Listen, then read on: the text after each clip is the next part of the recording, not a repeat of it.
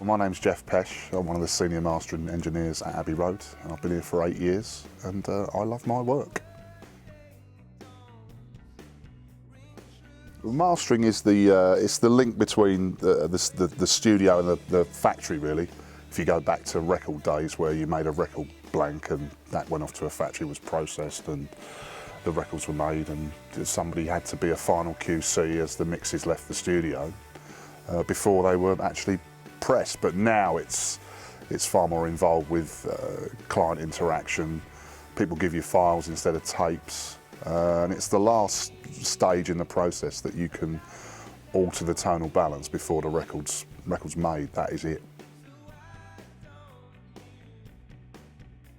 I wanted to be a photographer. That didn't happen, so I took a summer job as a motorcycle messenger for a small post-production firm in about 1977. And then they were expanding, so they expanded the mastering department, so it was all tape-based then. So I got a job internally copying tapes, and then progressed to the mastering side, where the mastering engineer and the boss, who was also a mastering engineer who worked at CBS for years, trained me over about a 3-year period, where after that they let me loose with the clients, and a client base was formed and became and built, and I worked there for 10 years before I left with a client base. So this is actually the 5th mastering room in London where I've worked. I've been headhunted all along, and here we are now.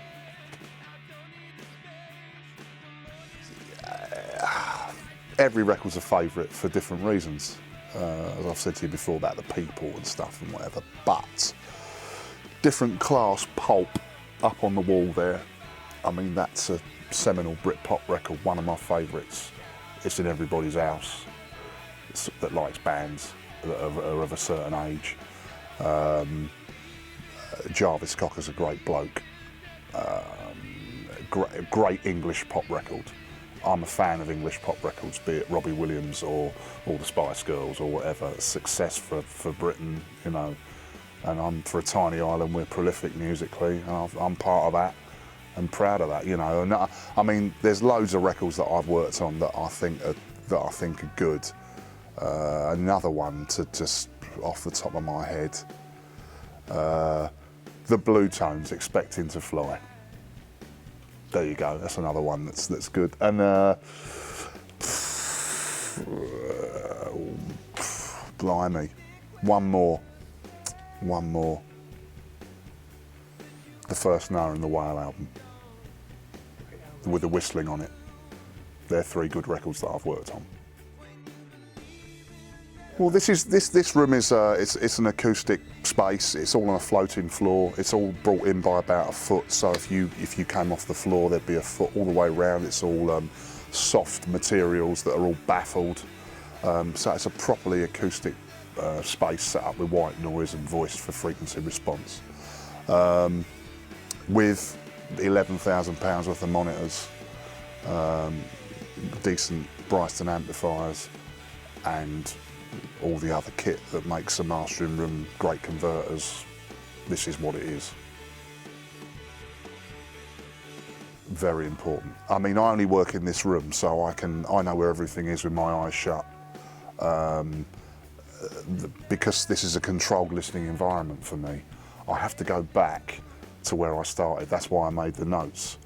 Without making notes and without equipment that has click stops, I have no point of reference. This is a controlled listening reference environment. I should wear a white coat, a pen in my top pocket, you know. I should be a geek. Maybe I am a geek.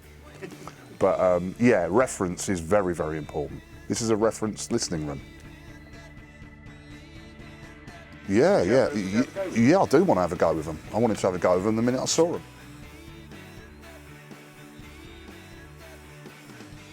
They're the bollocks. They are the bollocks. Well, these headphones, I listen to a lot of headphones, not many inner ear ones, but the noise cancellation with these is brilliant, and the sonic depth of them is very good too.